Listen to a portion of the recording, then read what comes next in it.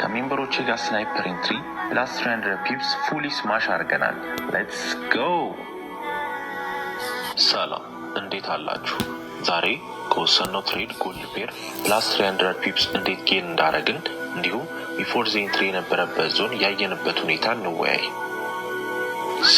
ፈርስት ማርኬቱ ኢን ዘ ሞርኒንግ የነበረበት ስትራክቸር ቢሪሽ ካንድሎች ነበሩ።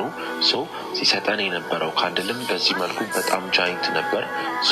ኮንስኩዌቲቭሊ ማርኬቱ ከወረደ በኋላ ማርኬቱ ቡሊሽ ካንድል ከመሰጠቱ በፊት የነበረው ካንድል በሰፊ ዞን ፑሽ አድርጎ ነበር። ነገር ግን በታችኛው ኤሪያ ሪባክ አድርጎ ተመልሶ ክሎዝ አድርጓል። ይሄ ማለት በሱ ኤሪያ ላይ ማርኬቱ መድከሙን ኮንፊርም አድርጎልን ሴል ዞን ኮንቲኒስሊ ላይኖር ይችላል ማለት ነው። በኦርደር ብሎክ አስቀምጠን ኤሪያውን ለይተን እናየዋለን። ላስት ሎወር ሎ ኤሪያችን ትሆናለች። ከቡሊሽ ካንድሉ ቀጣይ ያገኘነው ኤሪያ እዚች አካባቢም ነበረች። ይህም ኤሪያ ባለችው ዞን ላይ በተደጋጋሚ እዛው ዞን ላይ ሲመላለስ ነበር።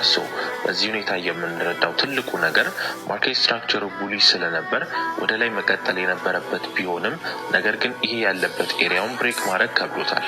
ማለትም ኮንቲኒው አያደርግም። ቢሪ ዞን የማድረግ እድሉ ከፍ ያደርገዋል ማለት ነው። ይሄም ማርኬት ላይ እንደ ትልቅ ኮንፊርሜሽን ያገለግላል ማለት ነው። ቀጥሎም የተወሰነ ሊወጣም ነበር፣ ነገር ግን በነበረው ሬንጅ ውስጥ ተመልሷል። ሪባክ በበዛ ቁጥር ኮንፊርም የማድረግ ፐርሰንቴጁ ይጨምርልናል።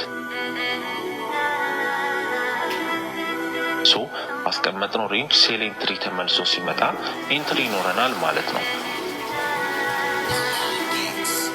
ሬንጁም ወደ 100 ፒፕስ ስለሆነ ሪስካችንን ለመቀነስ በዞኑ ቢሪሽ ካንድል ስናይ እንዲሁም የማርኬት መቀዛቀዝ ኤንትሪ ኤክስኪዩት እንድናደርግ ኮንፊርም ያደርግልናል ማለት ነው።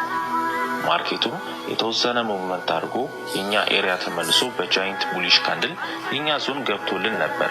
ነገር ግን ኮንፊርሜሽን መቀዛቀዝ ልናይበት ይገባ ነበር። በዚህ መልኩ ማርኬቱ በተደጋጋሚ ታይኒ ቦዲ ካንድል ሰጥቶን ሃይ ኮንፊርሜሽን አግኝተን ኤንትሪውን ወስደን በዚህ መልኩ ፕላስ 300 ፒፕስ ስማሽ አድርገናል። ሌላ አንድ ተጨማሪ ነገር ስንመለከትም ቀድሞ ያየንበት ላስት ሎወር ኤሪያ ኦርደር ብሎክ ያስቀመጥንበት እሱም ኤሪያ ማርኬት የኛን ዞን ተች አድርጎ ሄዷል። ግን ኤንትሪ ያልገባንበት ሜን ሪዝን በሱ ዞን ያየንበት ምንም ኮንፊርሜሽን የለም። ኦንሊ ያገኘነው ማርኬት ፑሽ አድርጎ ኮንቲኒው ማድረግ እንደከበደው ብቻ ነው። በዚህ የመጨረሻ ሎወር ኤሪያችን ሆኗል። አትሊስት አሁን ያስቀመጥኩበት ዞን ላይ የተወሰነ ኮንፊርሜሽን ማሳየት ነበረበት። በዚህም ሪስኪ ትሬድ ያደርገዋል። በዚህም ከሜምበሮቼ ጋር ስናይፐር ኢንትሪ ፕላስ 300 ፒፕስ ፉሊ ስማሽ አድርገናል። ሌትስ ጎ። ጋይስ በዚህ መልኩ አሪፍ ቆይታም ነበረን። ፍሪ ቻናልም ባዮ ላይ ጆይን ማድረግ ትችላላችሁ። መጠየቅ የምትፈልጉት ነገር ካለም ይህን ዩዘርኔም መጠቀም ትችላላችሁ። መልካም ጊዜ። በዚህም